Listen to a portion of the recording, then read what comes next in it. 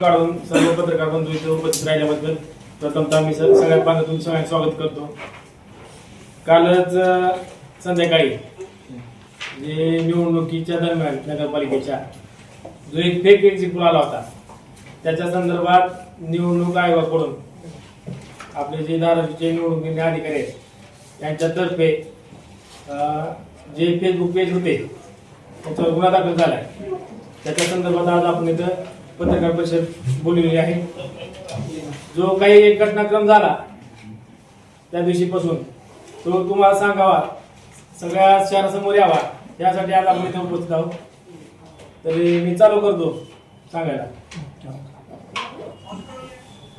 30 तारखेच्या सायंकाळी जवळपास 7च्या सुमारास काही Facebook page, Instagram page, social मीडियाच्या माध्यमात एक फेक AI न बनवलेला एक्झिट पोल आपल्या पूर्ण शहरात प्रसारित झाला.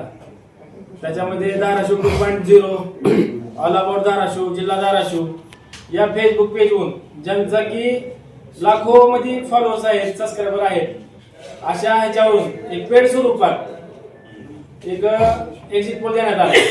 त्या एक्झिट पोल मध्ये भारतीय जनता पार्टी यांचे उमेदवार नेहा काकडे या 38% घेऊन 1 नंबरला व शरदचंद्रजी पवार यांचे उमेदवार परवीन खलिफा कुरेशी या 37% घेऊन 2 नंबरला व उद्धव बाळासाहेब ठाकरे गटाचा उमेदवार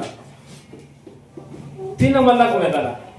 याच्यातून जनतेची दिशाभूल करून ही लढाई म्हणजे एक मिसगाईड करण्याचा प्रकार करण्यात आला. ही लढाई भाजप आणि शरदचंद्र पवार यांच्या पक्षामध्ये आहे व जो आमचा उमेदवार विजयाकडे वाटचाल करणारा या आमच्याकडे लोकांनी दुर्लक्षित करावं व भारतीय जनता पार्टीने याच्यामध्येच ही लढाई आज दाखवण्याचा प्रयत्न केला गेला.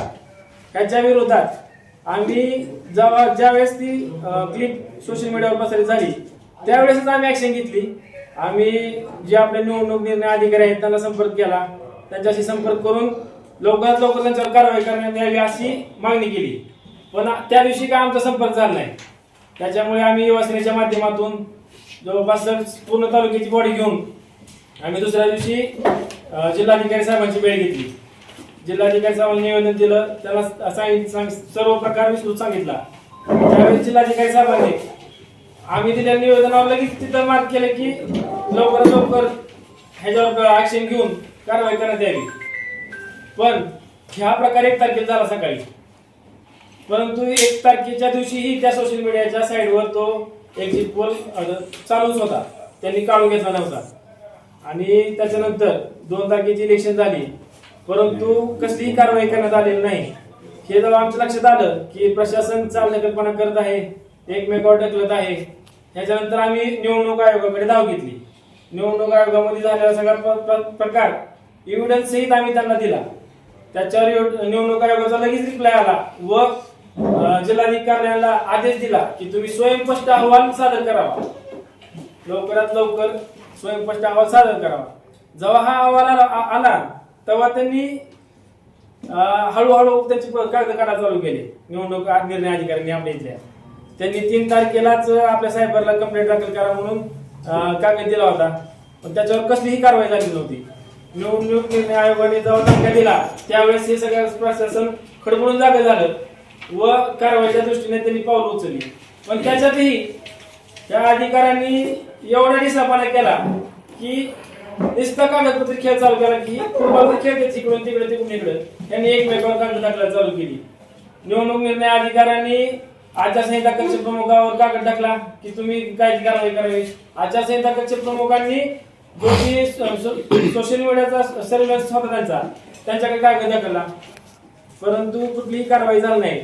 त्याच्यामुळे जेव्हा SP मॅडमला आम्ही जाऊन भेटलो, सविस्तर चर्चा केली, तेव्हा SP मॅडमचं म्हणणं आलं की सरळ सरळ व्हिडिओ आहे दिसतोय तर डायरेक्ट गुन्हा दाखल करा. तरी पण नगरपालिकेच्या लोकांनी अशी मागणी केली की तुम्ही आम्हाला काय दिसते सांगाय.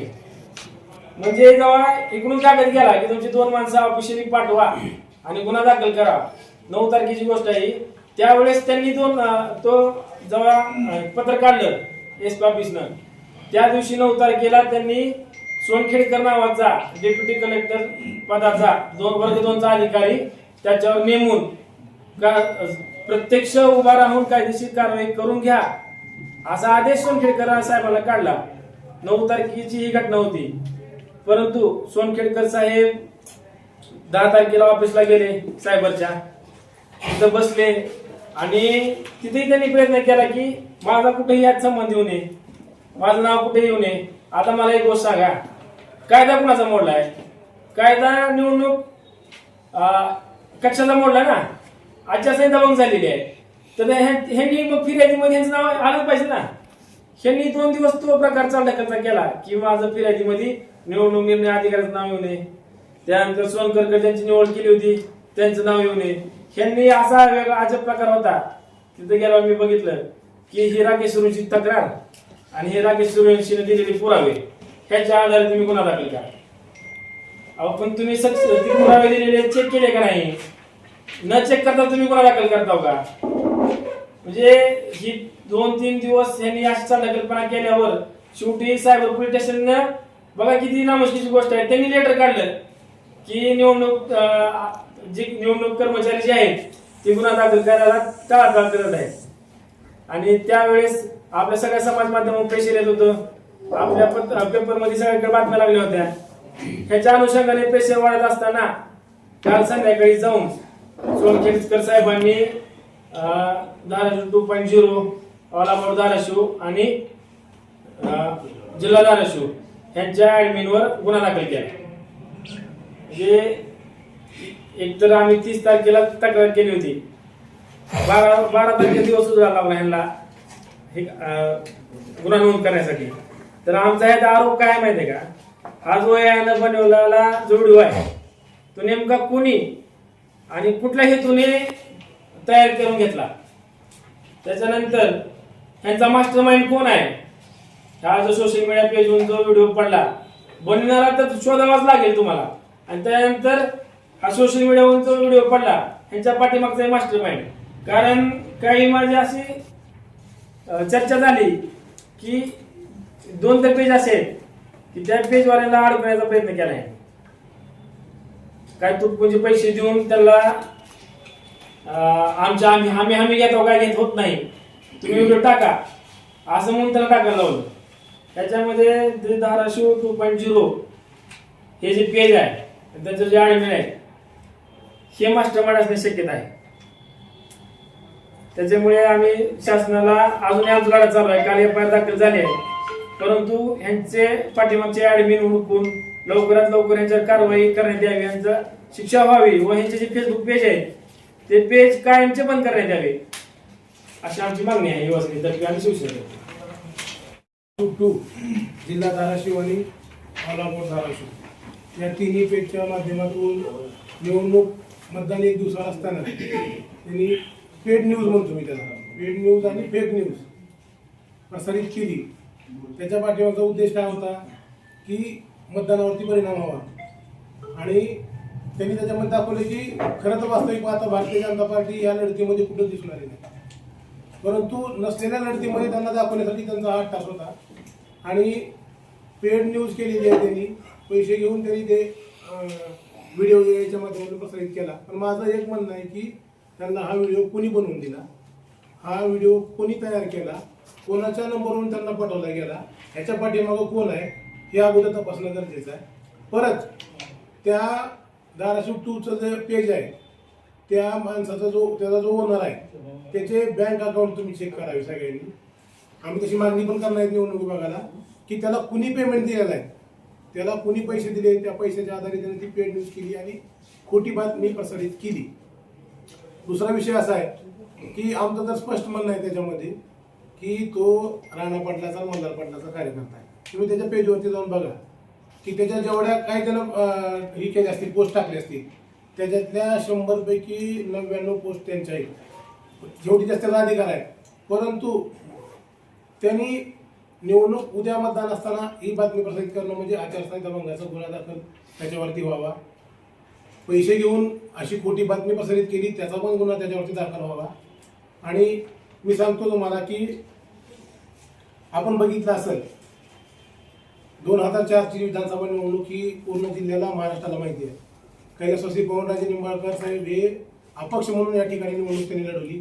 त्यांच्या विरोधामध्ये डॉक्टर पद्मसिंह पाटील गृहमंत्री होते, राज्याचे मंत्री होते, ते राष्ट्रवादी काँग्रेस पक्षाकडून उभारले होते.